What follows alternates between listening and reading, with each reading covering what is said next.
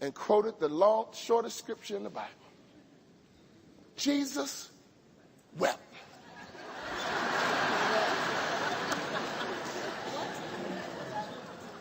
And my mom and dad were like, oh, God. Because they knew what was next. I figured my brother got away with it. I'll get away with it. I stepped right out in front of that line, poked my little chest out and said the same exact thing. Jesus wept.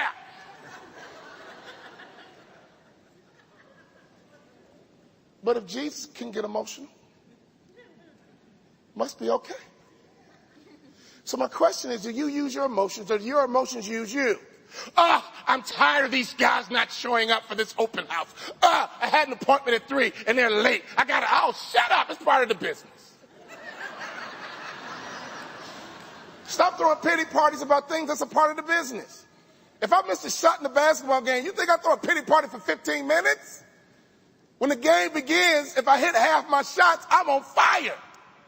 In baseball, if you get a hit a third of the time, you're going to the Hall of Fame. Ladies and gentlemen, can you do me a favor? Get your mind right and have some mental freaking toughness. People are going to flake. You're going to have no shows, but that shouldn't affect you. That's like a freaking stock market person reacting when the market goes down.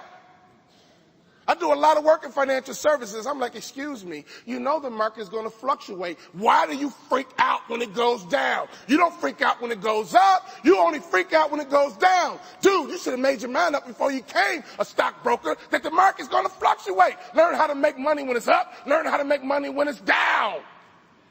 Get your mind right. Realtors learn how to make money when the market's up. Learn how to make money when the market's down. At the end of the day, a pro realtor learns how to make money in any market because that's what pros do.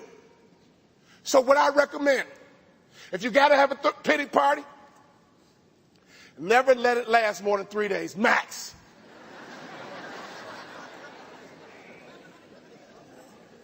Max. So I came home that first day of school, brought out my boombox, and I invited Lionel Richie to my pity party.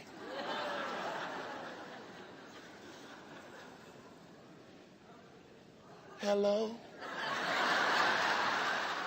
Is it me you're looking for?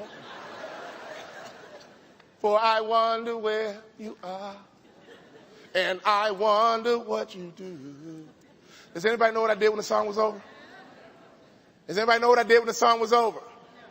I played it again.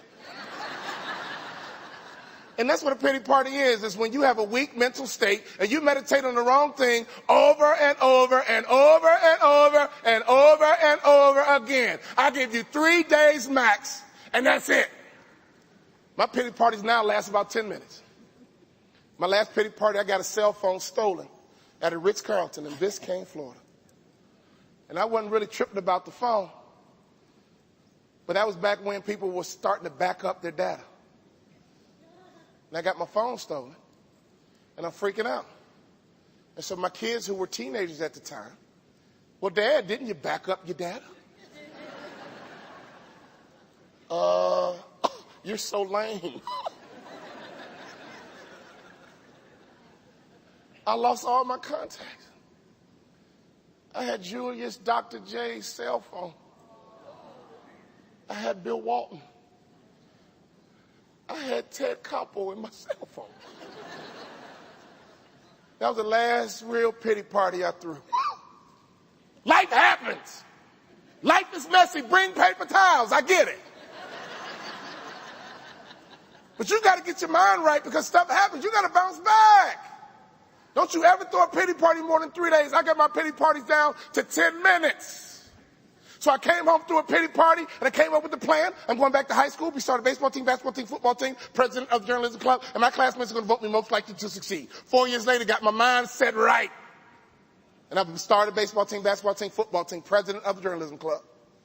And my classmates voted me most likely to succeed. I became one of the top basketball players in the country. And this is how I learned about business. College basketball coaches and football coaches are the greatest salesmen on this earth, almost. I can make an argument to you that Nick Saban's not a great coach, he's a great salesman. Urban Meyer's not a great coach, he's a great salesman. Krzyzewski, Calipari, they aren't great coaches. They're great salesmen. Here's why. If I have the #1 recruiting class in the country, my players are bigger than yours. My players are stronger than yours. My players are faster than yours, and my players are smarter than yours. I'm not recruiting, son. I'm selecting. Nick Saban doesn't recruit. He selects. They understand that 75% of their job is selling. They've been going in the living rooms for a long time selling and closing deals. So when I gave recruiters a top athlete, my dad said, pay attention, son. Pay attention. Ladies and gentlemen, if you pay attention to me for the next 15 minutes, you're going to fill up your notepad, and I promise you, I just put $1 million in your pocket today. The doorbell would ring. They always traveled in a pack of 3. They always had on university-issued golf shirts. They always had a brochure, put the brochure on the coffee table. Always 4 students on the brochure. 2 white, 1 Asian, and 1 African-American, and the brother was always in the back like this. As I collected different schools' brochures, I began to recognize some of the same kids on different schools' brochures. And then I realized, you know what? These aren't real students, they're models. And they call themselves coaches. They're not coaches. Because they remind me of that Allstate guy that came into the house. They remind me of that State Farm agent who came into the house. They remind me of that realtor who came into the house. They would stay for an hour, and they would leave. And we would gather around the kitchen table as a family and debrief. Well, Michigan just left. Well, UCLA just left. Well, Wisconsin just left. Well, the realtor just left. Here's how I doubled my MBA income in 3 years. You guys hear me clearly. Here's the question you got to be able to answer if you want to be a big-time realtor. Here's the question my family would always ask. Every buyer, every seller is asking the same exact question, consciously and subconsciously. Well, the realtor just left. What did we think? Did we like him? The likability factor is the best-kept secret in business. Some people brighten up a room when they enter. Some people brighten up a room when they leave.